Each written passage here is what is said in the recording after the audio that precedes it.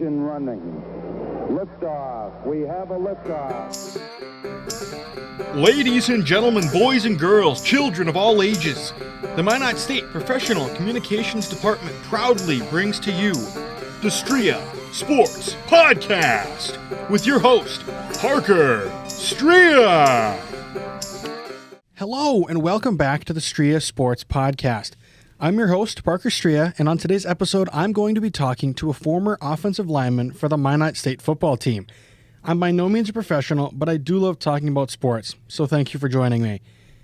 He was one of the premier offensive linemen in the entire NSIC during his time at Minot State, starting 29 games for the Beavers. He may soon also see his professional dream come true. Today, I am joined by Mr. Troy Kowal. Thank you for joining me today, Troy. How are you doing? I'm good. Thanks for having me, Parker. I'm excited to be here. Thanks for coming on. Happy to. Yeah, so before I get too into it, I would like to thank KMSU for sponsoring my podcast, giving me this nice podcast room to use. And I would also like to thank Web Western for sponsoring me. That's the cool hat I'm wearing I got from them. Go on their website. You can use code ParkerStria and get 10% off all of your purchases. But yeah, so just getting right into it, I do have 5 quick get-to-know-you questions that I ask everyone. So without further ado, we'll just jump right into number 1. What is your favorite type of pizza? Oh, I'm a big pepperoni and Italian sausage guy. That's what my mom got from Domino's when we were growing up. And when I get mine at $6.99 at Papa John's, that's what I get, definitely. Yeah, nothing wrong with that. I'm always a big pepperoni guy myself. Number 2, what is your favorite NFL team? But if you don't have a favorite NFL team, what is your favorite overall sports team? Favorite NFL team, Seattle. I was actually born there, so that's kind of why I'm a Seahawks fan. But overall, I'm a San Jose Sharks fan pretty hard. And it's been a tough year. We did not win a lot of hockey games.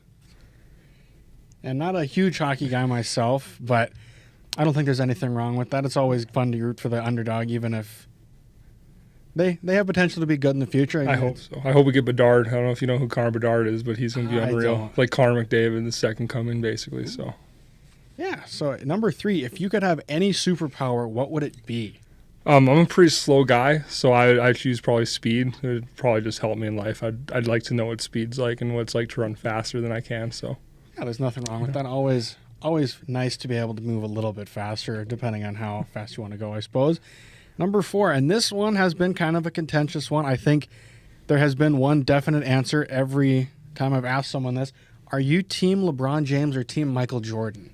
You know, I'm a hockey guy, so I don't really have a preference, but I would say MJ just because he was the first one to kind of have a shoe, and I'm a big shoe guy, so I got a lot of Air Ones and stuff. And yeah, I would say Jordan probably, but nice. Yeah, I think he has been the answer for every single person I've asked. Mm-hmm. They've given LeBron his flowers, but yeah, it's been a pretty consensus MJ. It'd be interesting to see them play like prime LeBron versus prime like MJ. It'd be like prime McDavid versus prime Wayne Gretzky. Mm-hmm. It'd be cool to see. Yeah, just a battle of art, probably the 2 greatest of all time, depending on how you look at it. But lastly, what is your favorite song? Sandstorm by Darude. I'm a big like EDM guy, and hockey, that was our like pump up before the game, and kind of stuck with me. I love that song. Yeah, it's definitely not a bad song. I personally haven't heard it in a while, but it's never a bad listen to when it's on. You should get in the car with me. It plays probably once a day. There's nothing wrong with that. So just jumping right into it, I do have the rest of my interview questions. So just jumping right in with question 1.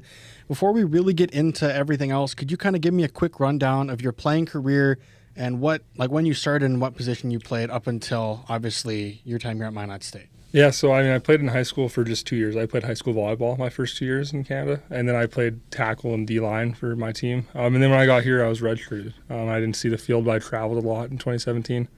And in 2018, I got my first start.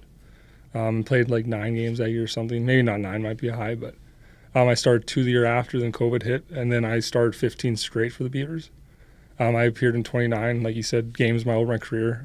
15 were those straight starts without missing a snap till I got hurt. So I played a lot of games here, and I've seen a lot of football, and played some guys in the NFL and played with a guy in the NFL, so saw some cool stuff, and it was a really fun and exciting career. Yeah, absolutely.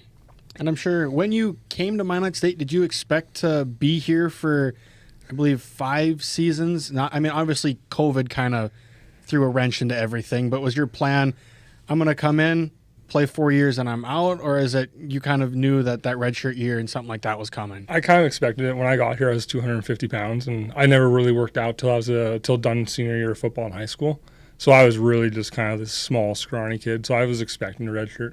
And so like 5 years I was kind of expected. The 6th year was kind of a surprise with COVID, but I was happy to do it. It gave me an extra year to get bigger. But no, it was kind of expecting the redshirt. Wasn't expecting to travel like I did. I only traveled because I was a positive guy, and they called me a cheerleader, basically. Happy to do it, right? But no, I expected the redshirt. I mean, it's honestly, people think it's a bad thing. It's really a good thing. You get a year to get better. Like, you learn how to manage your time. Like, it's tough to travel and manage your time as a freshman, right? So it's a good thing to redshirt. And I think kids that look at it negatively should look at it positively, because it will benefit you down the road more than it will hurt you. Yeah, perfect. So kind of going into that, I know you're from Canada, I believe, also. Are there any differences between like how football is played in Canada, whether that's high school? I don't know. There's a lot of college football teams up in Canada. I don't really know a whole lot about Canadian football. And then also, of course, the CFL. So like, are there any differences between the United States football and Canada? There's a few big differences. So our field's bigger. It's longer and wider. I don't know the width part, like how much wider it is, but I know it's 10 yards longer. So we have 2 50s, and there's a center yard line. So there's 10 more yards in the middle of the field. Your end zones are going to be about 20 yards deep, and the goalposts are the front. Oh. So it's a little different. You got 3 downs. You can have like 2 or 3 guys, like slot receivers, running back, with forward motion to the line of scrimmage before the ball snapped.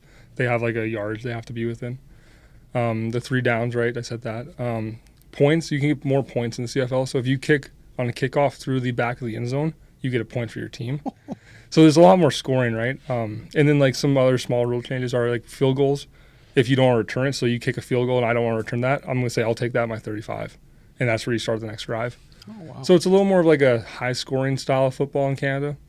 It was a lot of fun in high school. Like, we didn't win any games in high school, honestly. I won like 120-something. Oh. But like, it was fun because like we were scoring points. Like, our goal was to get like 10 points a game.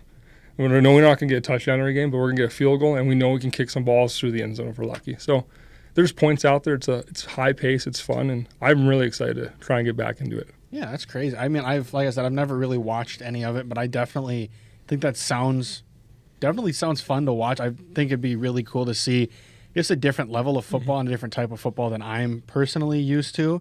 But, you know, as an international student and player, what was the recruiting process like for you coming to Minot State? I'm assuming it's not much different than it would be down here, but I'm obviously not a scout or anything like that. So I'm just kind of curious how that all worked out. Well, for me, I was on a website, Next College Student Athlete, and I wasn't really getting interest. I was getting some JUCOs and D3s, and I was about to go JUCO. But Nick Nissen found me, the old line coach, online. So that was kind of it for me. Like, I wasn't really good enough to play college football in Canada. My grades weren't good. School's a lot tougher up there. Like, they gotta have really good GPAs, and I did not. So it was kind of like, if I play football, I play football again. Was kind of thing. And I had a mental breakdown the day that Minot State called me, so it was kind of good timing. But it was different. Like, I didn't have the best film. Like, we don't have stadiums like the Herb, that high school, like Bishop Bryan plays at, and Minot High, very similar stadium, right? Like, we had the bleachers that we carried over from baseball field. We picked them up and carried them to the football field so people could watch, right? So it was different, but it was, when I got the film out there, like, it was enough that I could get looked at a little bit. It was definitely probably tougher than down here, but it was a cool experience. Like, I got to talk to schools in California and New York, and I grew up in Boston for a few years, so I talked to the school out there. So it was kind of cool to see where you could go, and I'm glad I ended up here, but it was a different experience, I feel like, than the guys down here get. Yeah. I mean, that's definitely an interest. I've never really thought how different that could be, and obviously with how different it is up there. I mean, I'm sure that's just, for coaches and yourself, it was just kind of a whole different process. And I know we kind of spoke on this a little bit briefly earlier, but so during your time here at Minot State, you unfortunately did have to deal with that COVID, with the whole season being canceled, I believe, and it did give you an extra year of eligibility. But being Canadian, how did the virus and everything affect your ability to get in and out of the country? And what was it like also being told that you would be losing that whole season? Well, so getting in and out of the country was, I left, like, they told us school was getting shut down, and I texted my coach to say, hey, I'm leaving tomorrow morning. I'm like, I'm not really wanting to get stuck here if I'm going to be stuck here for months with my family. If they're going to be locked down too, I'm like, I'm going home. So I went home, and that was fine. And then COVID, obviously, everything happened. I came back 2 months later because it was opening up down here. But going back, so we had the season coming up, and they canceled it. That was wild. We were getting ready for fall camp, and the bubble was still up, and I was like, they called a team meeting one day, and I was like, yeah, this is not going to be a good team meeting, guys. So they canceled. It was kind of a shock to everybody, but once we kind of settled down, like we kind of like honestly, I think we went out and partied that night because we were like, we don't have a season anymore. Like, we've all been getting ready for the season for months, right? And so after that, we kind of stepped back and we looked at what we could do, and we practiced 15 times or something, and we got at some work. And it wasn't a season like the season's way more fun. Like you have a game to look forward to. But like that whole year, we just like looked forward to the next season, and it was a long year of just practice and hitting the same guys, and probably a few more fights than we normally had. But just tempers build up, right? Yeah. But then going home, I did have to get vaccinated to get into Canada, and you have to fill out like an arrive before thing, like a week before, so they know I'm coming and where I'm driving through, basically. So it was tough. It was like a pain in the butt. I had to get COVID tested, and the main reason I got the vaccine was to go home, right? And I didn't have to test for football, but I had a test to go home, and I had a proof of it. And it was a pain in the butt traveling like across the border. But once you're in Canada, it's not bad. They make you isolate, but it wasn't that bad. It was tough going home, but that was about it. I mean, I could imagine it's tougher if you were flying somewhere because I drove. Like I was like, I'm getting in the car. At least I can not have to wear a mask, right? Yeah.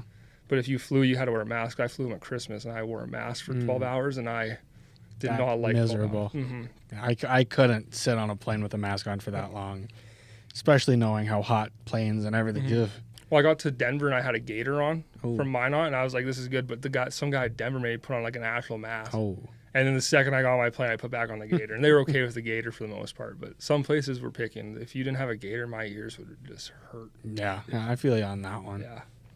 Yeah. I mean, I obviously was just when COVID started. I was just about to go into my senior year of high school, so obviously much different circumstances than a college football player from Canada and stuff, but definitely not a joy to put up with by any means, obviously. But but it's God's bonuses. Like I know, like we all like say it sucked and all, but like good things happen out of it, right? Like you got an extra year of school, or for guys like me, like I got an extra year to work out and hang out with my friends down here, basically, right? Meet people like you who I probably would have only met for a semester, basically, right? So there are benefits to it, as crappy as that 2 years was, and if you're trying to just ended like a month ago, so that sucked, but there's benefits to it, and I mean the world's probably gonna be shaky for a little bit, but we'll be okay. And I mean, you learn something, right? You learn a new hobby or something, so it could have been worse, I guess. Yeah, I mean, there's always a bright side to everything, even a global pandemic, which sounds kind of weird to say, but also during your time here at Minot State, your last season was cut short after only a few games due to an injury.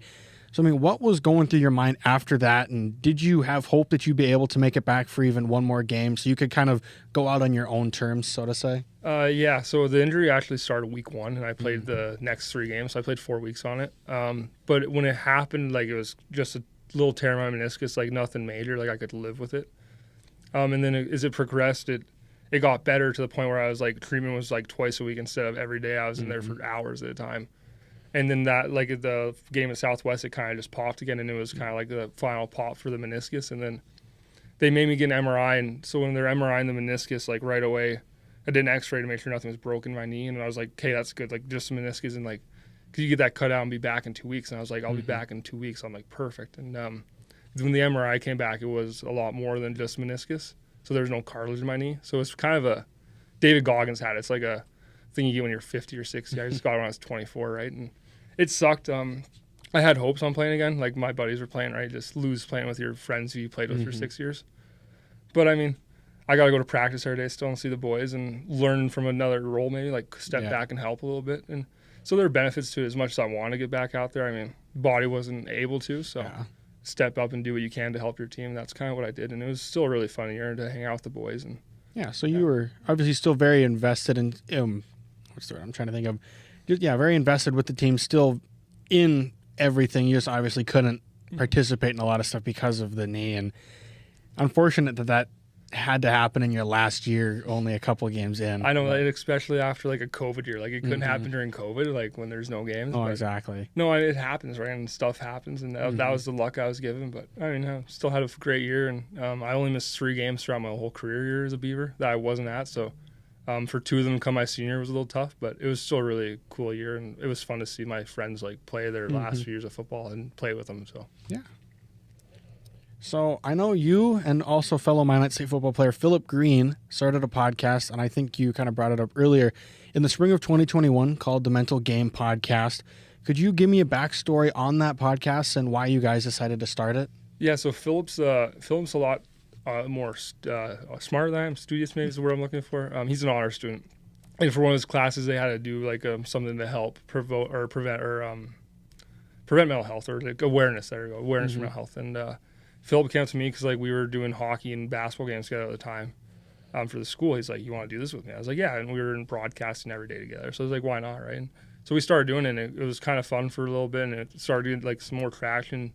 And we were getting raising money for Hayden Hurst's foundation, and the Prairie Sky was donating us money, and we were there, and it kind of just took off, and we got a Severide Award for it. Philip did a great job. He's done most of the work, so like credit him for all of it. But it was really cool because, you know, everyone has their mental health battles, and to kind of listen to other stories to kind of like help me like understand that, oh, hey, I'm going through the same stuff, so like I can relate. And it was really a tool for me to help myself, but also understand that like everyone goes through stuff. Like, you know, like the world's a tough place, and it was just nice to know that if I'm going through it, someone else is going through it. But there's always like a way to get out of it, and there's always light in the tunnel. So it was really good to have, and it was a fun. We did it for like 2 years. It was fun 2 years doing, and I just kind of hit the Mevo button, but talked a little bit. But it was really fun and cool to hear people talk about experiences and what helps them, right? So yeah, and I don't think there was a better topic you guys could have chosen for something like that. Obviously, regardless of if it's for a class or not, mental health is definitely a huge topic that I think needs to be talked about. And I think when a lot of people look at it, they almost kind of see athletes at any level as just kind of almost, maybe not robots, but like they don't necessarily feel the same emotions as quote unquote regular people, or however people look at it. And I think it's definitely awesome. I've listened to a couple of the episodes. I think you guys had one with former head football coach Mike Aldrich, and it's just nice looking at that stuff because then you can kind of see that, okay, these people, they're not superhumans. They're not things like this where they have the same problems, the same struggles that I have or that I'm having. And it definitely helps just kind of everyone just kind of relate to one another. It's not all individualized, even though some of it may feel like it is. And like, just because we're athletes, like it doesn't just happen to athletes, it happens to everybody, right? Every time, I always said, every time that a pro athlete steps out and says they have it, it's like just shine more light on it. Like, hey, these guys aren't just like robots, like you said, right? Like I used to think Joe Thorne, my favorite hockey player, was a robot. Because like he played a playoffs on 2 like torn MCLs or something. Like he wore knee braces and just played through it. And I'm like, that is a robot, but like that must have been tough mentally. Right? It's like something I didn't think about till like 2 years ago. And it is important for people to understand that these guys are stressed out of their mind. Probably like they get paid millions of dollars, but millions of people yell at them if they mess up. There's so much going on that isn't just the game, and I don't think a lot of people realize stuff like that. Yeah, because they go through practice, like they would do what we do, but they do it all day, every day. Like I would be tired from that, and then you gotta go play on Saturday or Sunday. Like, yeah, you play for the game because you love the game, but they probably get burnt out fast, right? Because their life is they live, breathe, and die, or like live, breathe, and die by the way of the game. So. And kind of looking back at that, with both of your, I mean, obviously, I believe you're graduating. Is it this? Just a week or 2 weeks or so. And Phil, I believe, I don't know if he's graduating this spring or if next semester will be his last. He was at Christmas this year. Oh, he already did. He was graduate. at Christmas this year or last spring, and he's almost done his master. He'll be done his master's next December, I think. Okay, that makes sense.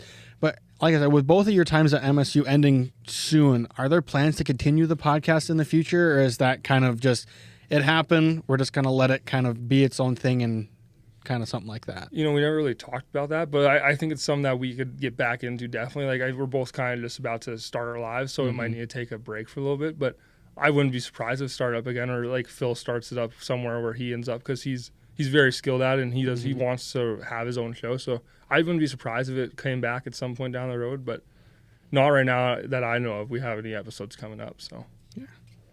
Yeah, I know, like being a professional communications major myself, kind of going into a different topic, I know you two were also both very active in the department.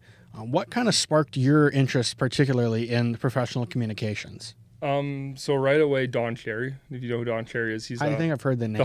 He's a hockey guy who wore the colorful suits all the time. He was on Hockey Night in Canada growing up. So I got to meet him when I was like 10. I wrote a paper on why my mom's the best hockey mom, and like 100 kids won. We got to go meet him and have lunch with him and our mom or whatever. And so that kind of did. And I always liked sports. And I don't know, it just seems like a great way to stay in sports, whether like a podcast like yourself or you're working behind the scenes in a truck or anything. Like, it seems like a good way to get into sports. And by being hands-on on like school stuff, like I learned everything. And now I could probably produce a hockey. I'm pretty confident if I had to produce a hockey game, I could make it run pretty decent. It's not going to be Hockey Canada, but it's going to be good, right? And so, I mean, the hands-on experience was awesome, and it's the way to stay in sports primarily for me.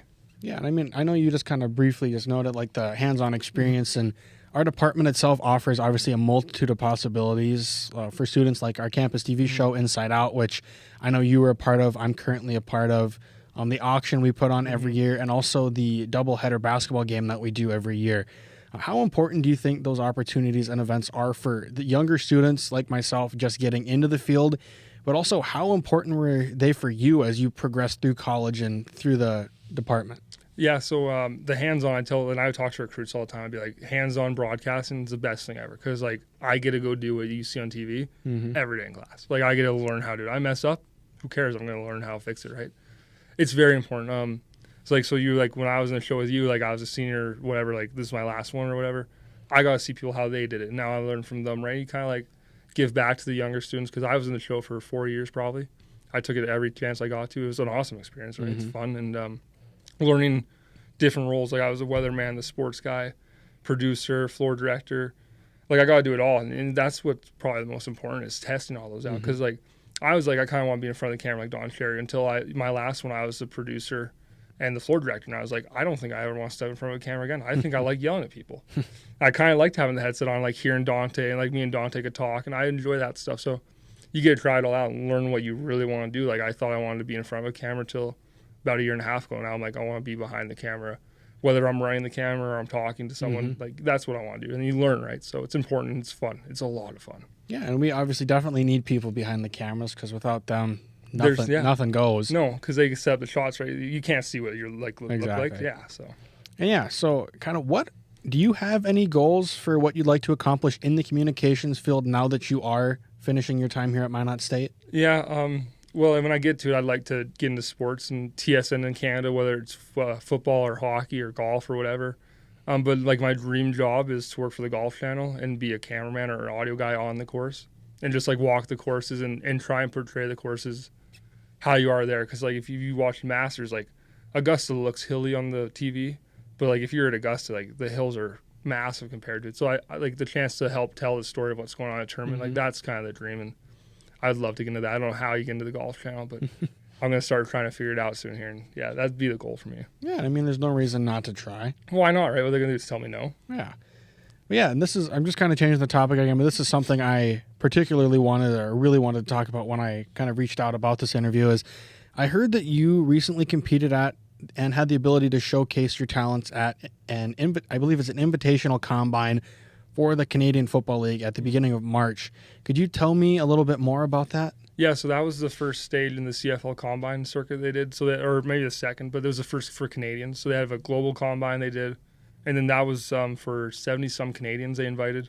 So there are guys from the NCAA like myself and a bunch of guys from U Sport, which is Canadians College Athletics. And I was still not cleared yet by my surgeon for my knee, so I just went and bench pressed and talked to the guys and get to know some people. But it was a really cool experience to like see how a pro like football organization like the CFL ran it. Like there was teams were there and scouts and stuff. And it was really cool to see how like pro level athletics works compared to college. Like like high school's here, college is here, but then like pros up here, right? Way up there. Even like Canadian pro, like the football is up here, right? And so it was cool to take that in and like see how it works and see how it operates. And they ran like a month later, they had their second, which is their bigger one. Like they had 20 international guys and 80 Canadians there.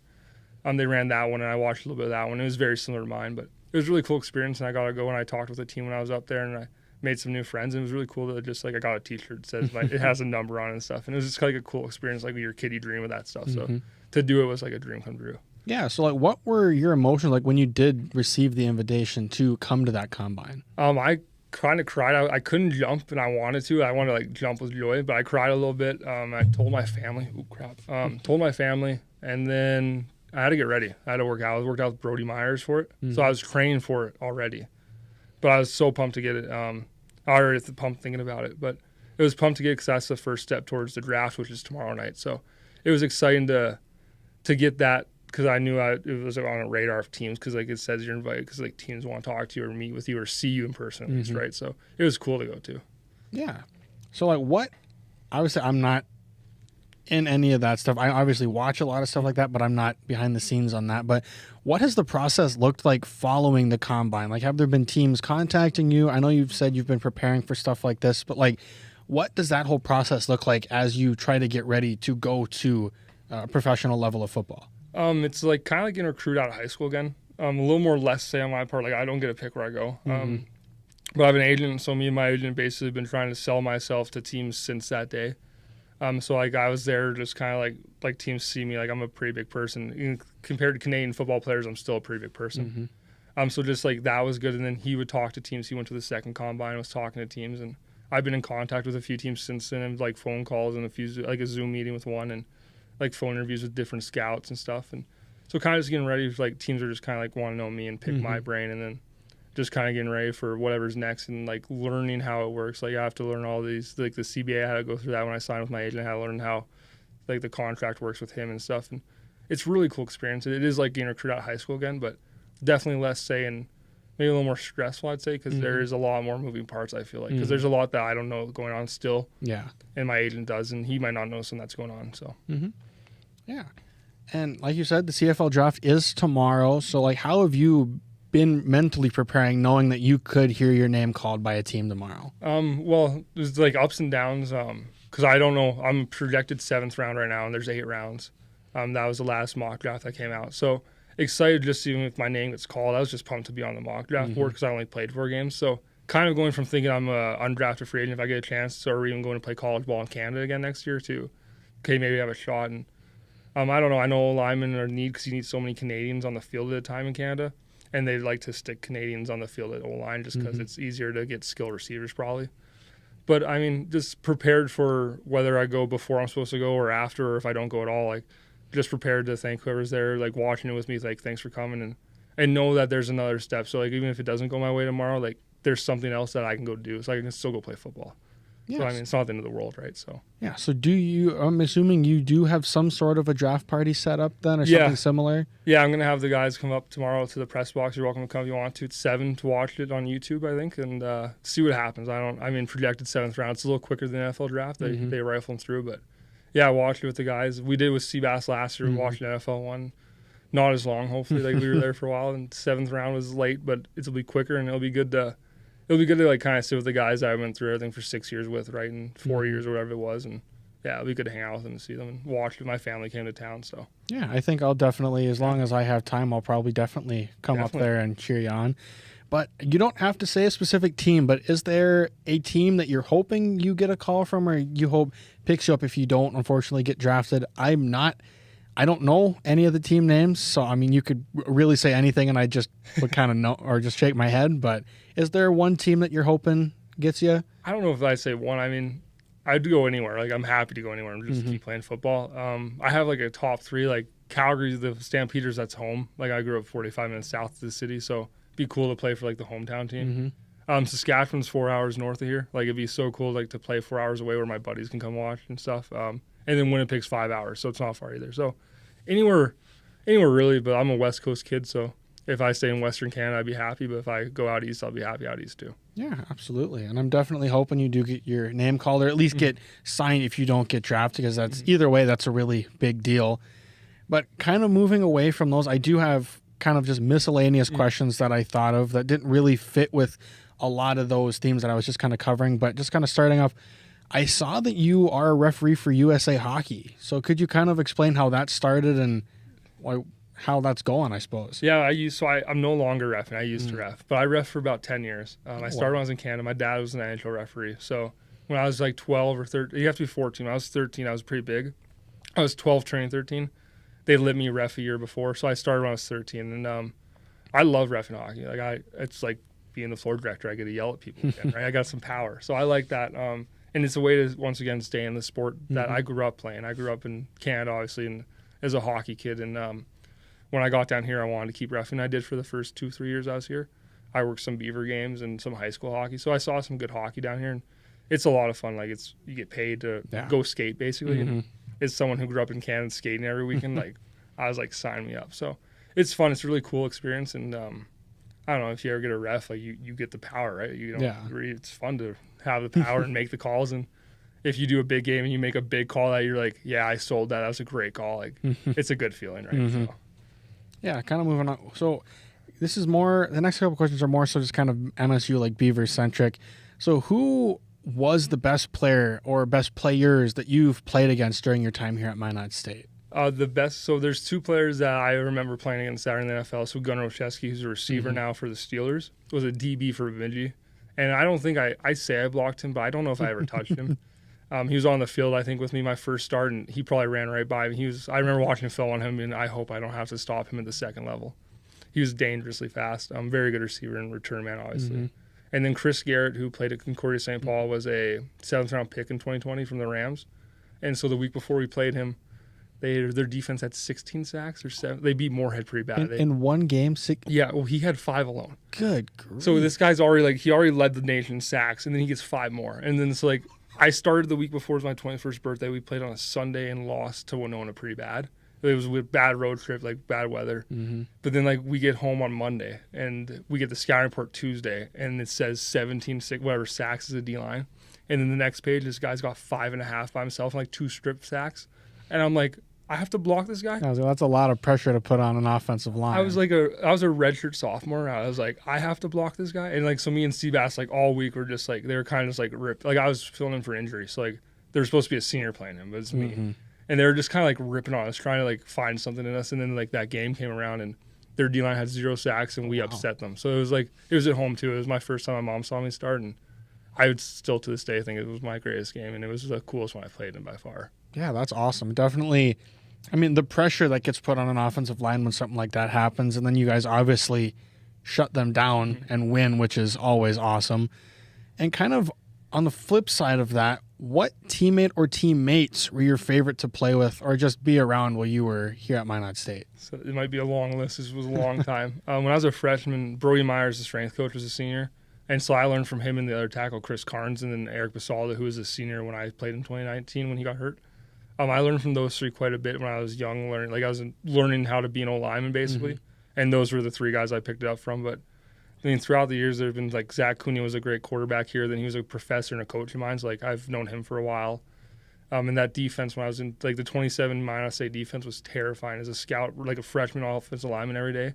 Elijah Mosley put me on my butt 2-3 times a day. And a linebacker would crack, would smack me from the side. I wouldn't even see it happen, right? And I'd say that defense, the starting 12 or 11, unbelievable. And there's been a lot of great teammates and coaches over the years here, right? And Jordan Will, Jay Will, he's got a brother now, Trey Will, on the team. And yeah, just some great teammates, and been fortunate to play with a lot of teammates over the years, right? And some really good people. Yeah. So then kind of moving on, this is more so just a you as a player thing. Are there any players that you've tried to model your game after or are continually trying to model after? I always joke. I've had 3 O-line coaches, and I've always joked that I'm going to block like Joe Thomas because he goes outside bicep, because he's just so strong, and then inside hand. And they're why don't we just work on hands inside? But if I had to pick, I'd say Joe Thomas. He was just played so many games in a row. I feel everyone should strive to never miss a snap. So yeah, I mean, he is, I think, without a doubt, one of, if not the greatest left tackle of all time. Depending on, obviously, people can have their own opinions, but it's hard to argue that he isn't. When he played all those, his first missed snap was when he got hurt. It's hard to argue that. And Iron Man for sure. In Sebastian's class last semester, he was who I wrote my a lot of papers on. I was why would he not? It was just too easy for me to write about Joe Thomas. And yeah. Well, I got 2 more questions left, but one is. So obviously you mentioned earlier Sebastian Gutierrez was the first Beaver to make it to the NFL since Randy Hedberg in I believe the 70s, and he is currently a member of the Las Vegas Raiders. He was also the starting left tackle during your final years here while you were the starting right tackle. Have you talked to him at all about how to prepare for an event like the Combine and the draft that is tomorrow? Yeah, we've talked a lot. So he was a tight end when I was a freshman. He was a year older than me. But then when I was done redshirting, he got moved to tackle, and we were kind of battling for right tackle with the transfer they brought in. So me and him became really close, and we still talk quite a bit.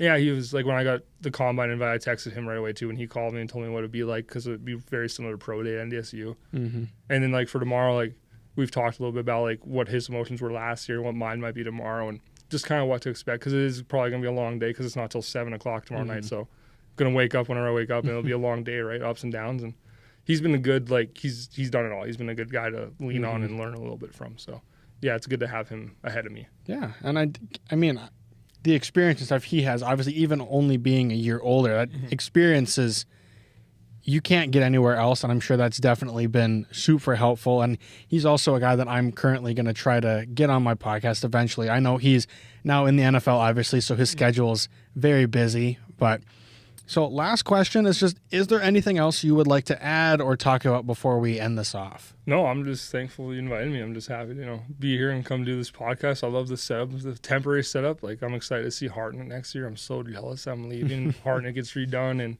But yeah, no, I'm just thankful you had me on, and thanks for inviting me. Yeah, definitely. Thanks for also coming nice on. jersey, by the way. Appreciate it. I've been getting a lot of love for it today. Definitely saved a lot of money when I bought this. The place I bought it from was going out of business, so everything was like 75-80% off. Yeah. Got this jersey for like $40 when it's normally like $130. I had the same one when I was like 10 or something. One of my uncles gave it to me. His kid had one, like, it was the actual jersey, and they were just like, they don't fit anymore. And I might still have them back home, but I have the same one. I love it. Yeah, I'm a big jersey guy. So I mean, I got this one. I got Nash. I have. To say you wear a jersey to class most days, huh? Yeah, I got Steve Nash. I got Derrick Rose, Kevin Garnett, Julio Jones, Joe Burrow, and obviously I have. The Joe Burrow one goes hard. You wore that to class a few times last year. I was like, that goes hard, yeah. And then I have a Bo Jackson one that's a little too small, Paul George, and then I think Jordy Nelson and Carson Wentz are my last two. But Any hockey jerseys?